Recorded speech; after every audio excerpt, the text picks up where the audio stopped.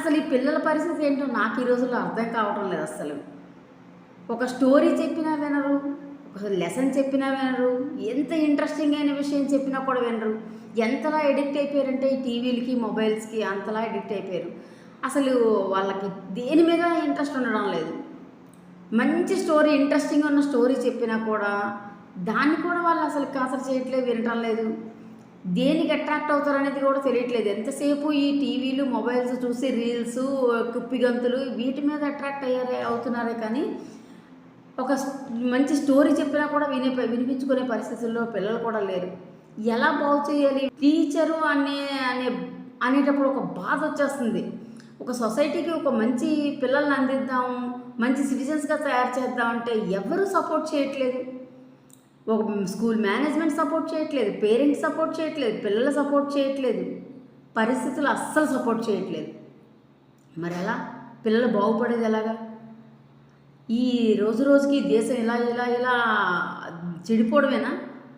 ఎంతమంది యూత్ ఉన్నారు, వాళ్ళందరూ కనుక ఈ రెస్పాన్సిబిలిటీతో వర్క్ చేస్తే ఏ రేంజ్లో ఉండాలి అసలు మన మన ఇండియా? ఎవరికీ లేదా, అలా ఎవరూ అనుకోవట్లేదు, ఎవరికి అవసరం లేదు అది.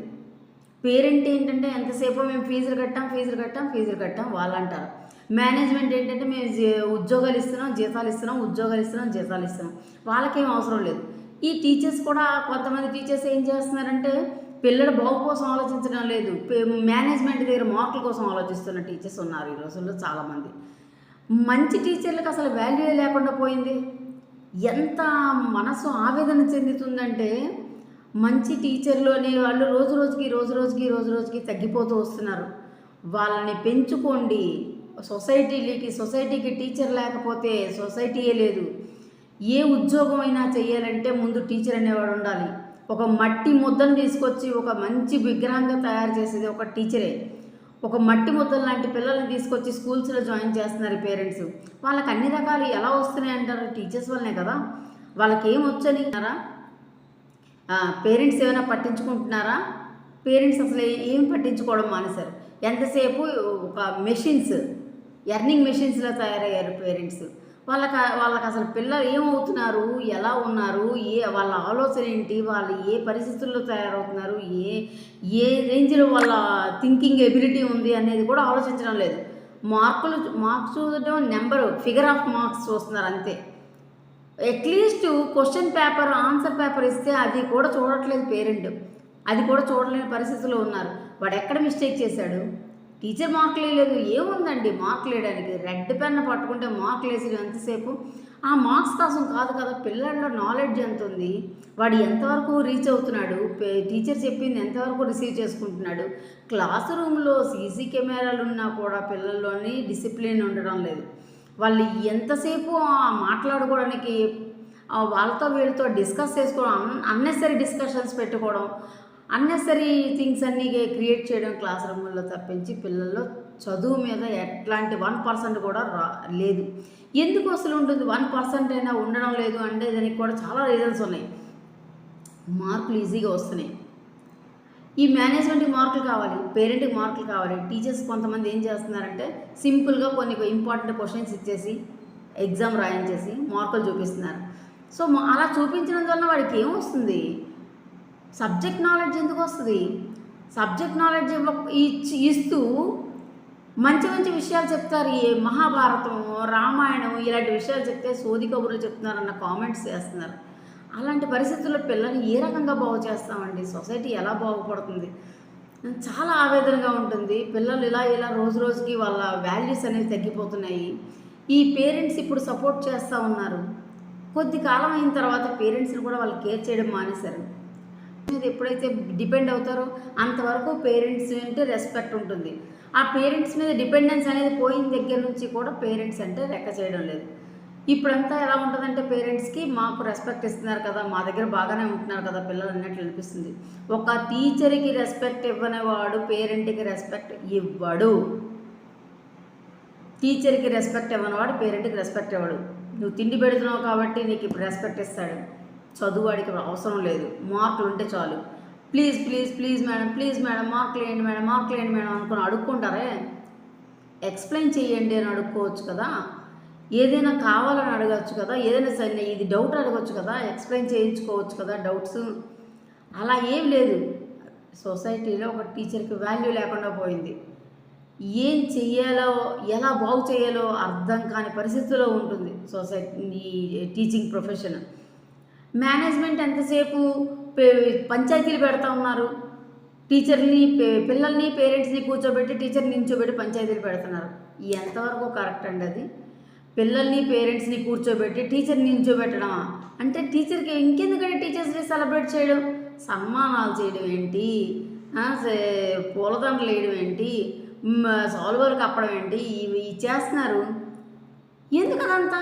దేనివల్ల, దేనికోసం అసలు? అంటే వాళ్ళని షో చేసుకోవడం తప్పించి ఇంకో రకంగా కాదు. పిల్లలకి, పేరెంట్కి, టీచర్కి మధ్యలో ఒక బ్రిడ్జ్లా ఉండాలి మేనేజ్మెంట్ అంటే. అలా ఉండడం లేదు. ఏ మేనేజ్మెంట్ కూడా ఉండట్లేదు.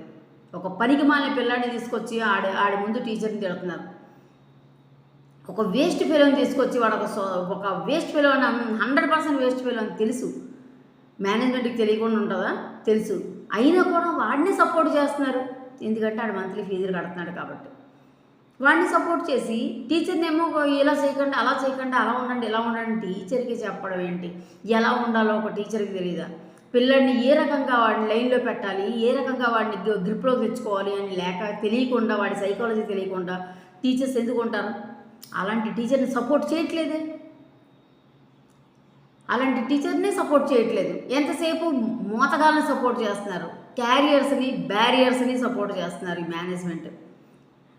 ఎవడైతే మోసుకొస్తాడో అడ్డమైన కబుర్లు వాడిని కూర్చోబెట్టి వాడి మాటలన్నీ రాసుకొని నోట్ చేసుకోవడం, ఓ మీటింగ్ పెట్టడం. ఎవడైతే షో వర్క్ చేస్తాడో ఆ షో వర్క్ చేసిన వాడికేమో ఇంక్రిమెంట్లు వేయడం, ఆ షో వర్క్ చేసిన వాడికేమో ప్రమోషన్లు ఇవ్వడం. ఆ షో వర్క్ చేసిన ఒక్క రోజు ఒక మాట గొంతు కూడా వినబడదు. ఏ రోజు లెసన్ ఏం చెప్పాడో వినడానికైనా ఒక గొంతు కూడా వినబడదు. అలాంటి వాడికే సపోర్ట్ చేస్తారు. మనం జెన్యూన్గా వర్క్ చేసే టీచర్కి ఈ వాల్యూయే లేదు అసలు.